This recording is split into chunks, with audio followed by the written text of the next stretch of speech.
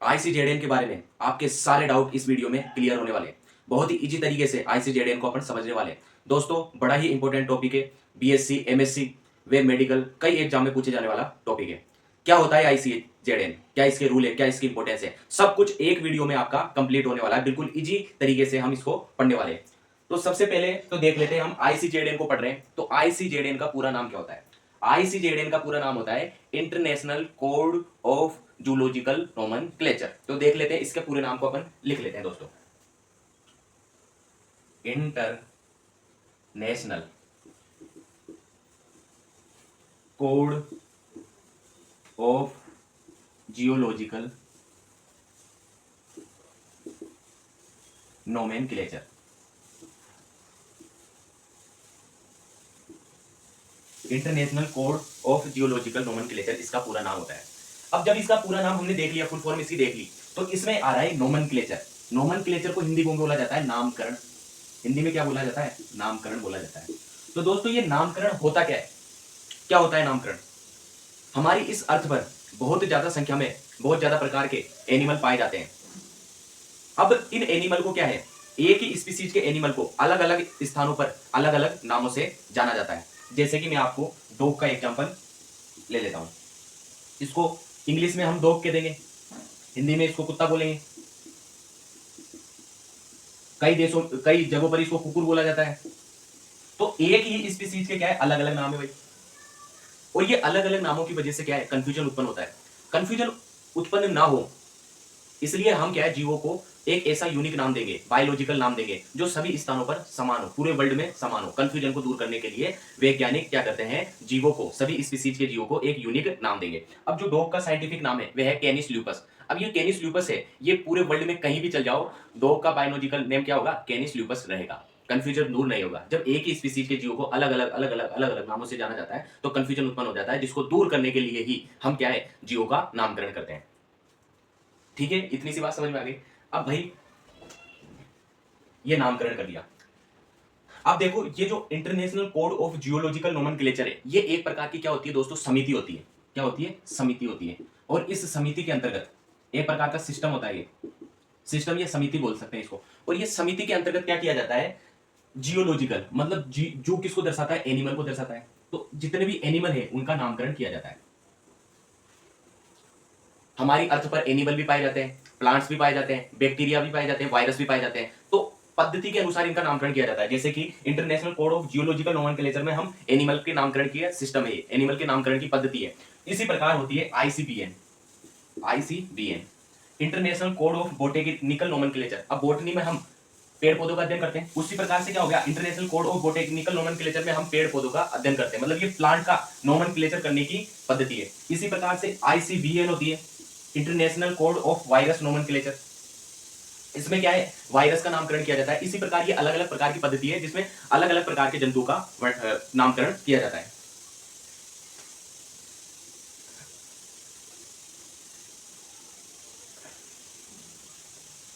हमें इसकी आवश्यकता क्यों पड़ी, इसकी हमें आवश्यकता क्यों पड़ी, ये देख लेते हैं।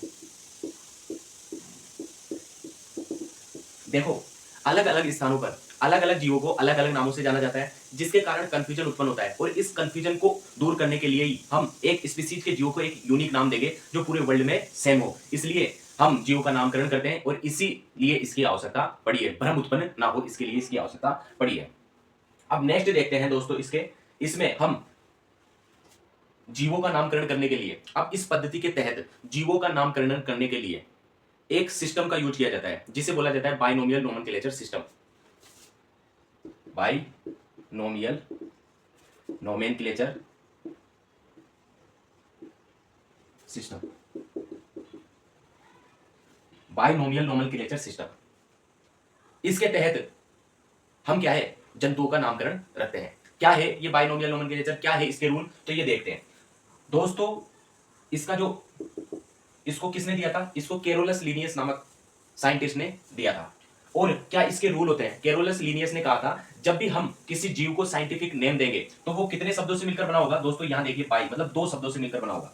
जैसे कि मेरे को मनुष्य का ही नाम लिखना है, मनुष्य का साइंटिफिक नेम लिखना है, ह्यूमंस, इसका साइंटिफिक नेम लिखना है, तो किस प्रकार से लिखूंगा, इसका साइंटिफिक नेम लिखूंगा तो ये कितने शब्दों से मिलकर बना होगा? इसका साइंटिफिक नेम 2 शब्दों से मिलकर बना होगा, एक और ये दो। पहला रूल तो ये है अपना। दूसरा रूल क्या कहता है? पहला जो वर्ड है उसके वंश को बताता है और सेकंड वर्ड उसके स्पेसिफिक एपिटेट को बताता है। जैसे कि ह्यूमन का जो वंश है उसका जिन्स है वो क्या होता है? होमो। और सेकंड वर्ड स्पेसिफिक एपिटेट को बताता है। ह्यूमन के लिए स्पेसिफिक एपिटेट कौन सा होता है? सेपियंस। तो ये क्या है? 2 शब्दों से मिलकर बना है। नेक्स्ट है, हमने सेकंड रूल कंप्लीट कर लिया। थर्ड रूल क्या कहता है? थर्ड रूल ये कहता है यदि हम इन बायोलॉजिकल नेम को हाथों के द्वारा लिखते हैं तो इनके नीचे क्या है? अंडरलाइन करने की आवश्यकता है। दोनों के नीचे अंडरलाइन करेंगे अलग अलग, वंश के नेम के नीचे और जाति संकेत के नेम के नीचे। ये जाति संकेत होता है, जाति नहीं होती है। जाति क्या होती है? इन दोनों को मिलाकर जाति कहा जाता है। जीन्स का नाम और स्पेसिफिक एपिटेट दोनों को मिलाकर क्या है? जाति बोला जाता है। यहां तक कंप्लीट हो गया। दोनों के नीचे अलग अलग सेपरेटली अंडरलाइन करेंगे यदि हाथों के द्वारा लिखते हैं। लेकिन यदि कंप्यूटर में लिखा जाता है तो इनके नीचे अंडरलाइन करने की आवश्यकता नहीं है। कंप्यूटर प्रिंट के द्वारा नीचे अंडरलाइन हम नहीं करेंगे। नेक्स्ट रूल ये अपना कहता है कि यदि मेरे वंश का नाम लिखूंगा तो उसका जो फर्स्ट लेटर है ना वो क्या होगा? कैपिटल में होगा, वो बड़ा होगा। और जाति के नेम का जो फर्स्ट लेटर होगा वो स्मॉल में होगा। ये स्मॉल में लिख दिया आपने। और इसके बाद में सबसे लास्ट रूल आता है, जिस भी साइंटिस्ट ने ये जाति के बारे में समझाया है उसका नाम क्या है? शॉर्ट फॉर्म में, एब्रीवेटेड फॉर्म में सबसे लास्ट में लिखा जाएगा। जैसे कि ये लिख लिया मैंने, लिनियस ने इनके बारे में बताया था तो उसका नाम मैंने लिख लिया। और ये नॉर्मल फॉन्ट में लिखा जाएगा दोस्तों। किसी भी प्रकार से इटैलिक्स में लिखने की आवश्यकता नहीं है। इसके नीचे अंडरलाइन भी नहीं होगी, शॉर्ट फॉर्म में लिखा जाता है। ये लिनियस ने दिया था तो लिन लिख दिया मैंने। दोस्तों मैं बाइनोमियल नोमेनक्लेचर सिस्टम के 1-2 इंपॉर्टेंट रूल आपको और बता देता हूं।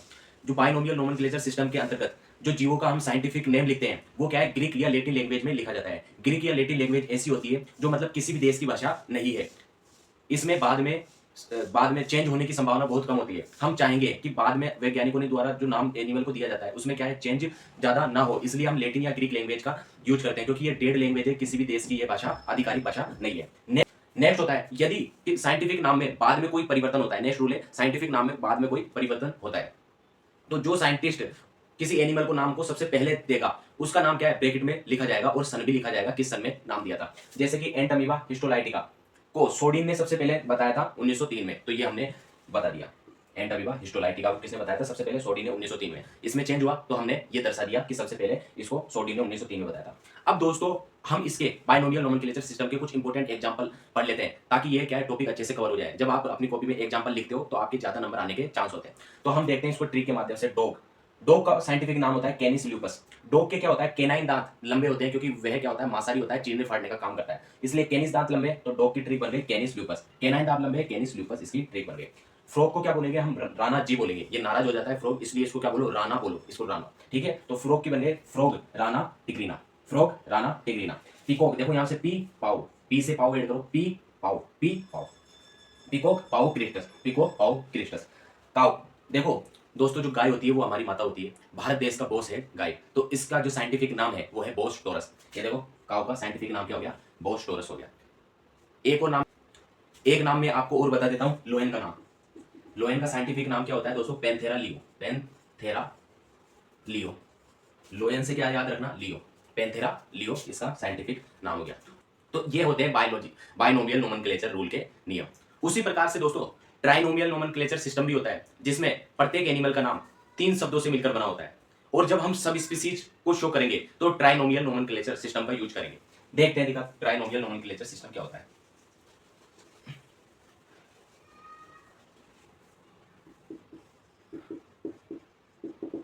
क्या होता है ट्राइनोमियल नोमेनक्लेचर सिस्टम?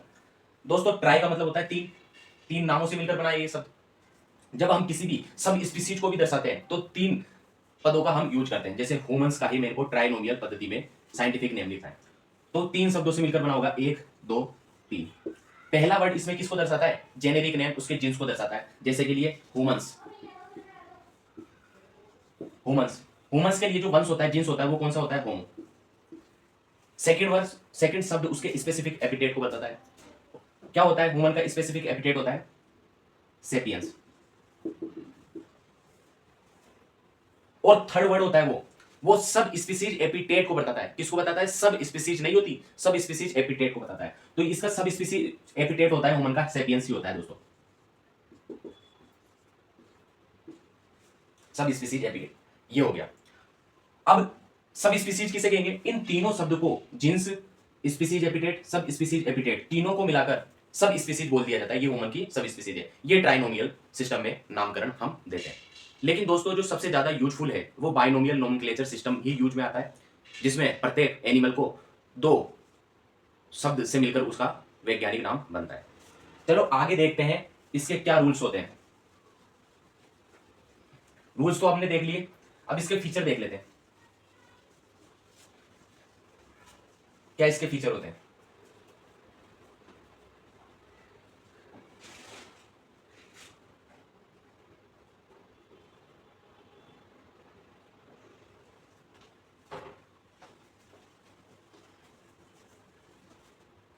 दोस्तों अपन इसके फीचर की बात करेंगे तो इसमें सिंपल बेसिक बात करेंगे कि आईसीजेडएन के अंतर्गत हम एनिमल को एक यूनिक नाम प्रोवाइड करते हैं जो सभी जगहों पर क्या है, वर्ल्ड वाइड सेम हो, जिससे आसानी से एनिमल को पहचाना जा सके और इसकी फ्यूचर स्टडी में भी हेल्प मिले।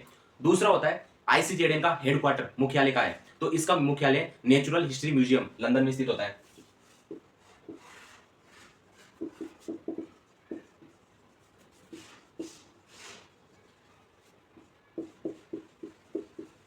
इसका जो मुख्यालय है, हेडक्वार्टर, वो नेचुरल हिस्ट्री म्यूजियम लंदन में स्थित होता है। यहीं से ये क्या होता है, ऑपरेट होता है। नेक्स्ट बात क्यों यूज करते हैं? क्योंकि मैंने आपको बता दिया कि वर्नाकुलर नाम, जो अलग अलग जीवों के अलग अलग जगह पर स्थानीय नाम की वजह से जो भ्रम उत्पन्न होता है, उनको दूर करने के लिए ही इनका यूज किया जाता है। यही बात अपन इंपोर्टेंस में लिख देंगे। तो दोस्तों कैसी लगी ये वीडियो आईसीजेडएन के ऊपर, जरूर बताना आप। तो दोस्तों कैसी लगी ये वीडियो, आप जरूर अपना रिव्यू दो। किसी भी प्रकार का डाउट है इससे रिलेटेड तो जरूर आप पूछना। हमारे चैनल को सब्सक्राइब करना। 11th 12th बायोलॉजी, इसके अलावा हम बीएससी एमएससी की बायोलॉजी भी पढ़ाते हैं, और इसकी पीडीएफ चाहिए आप हमारे टेलीग्राम चैनल को ज्वाइन जरूर कर लेना। थैंक यू दोस्तों, बने रहिए।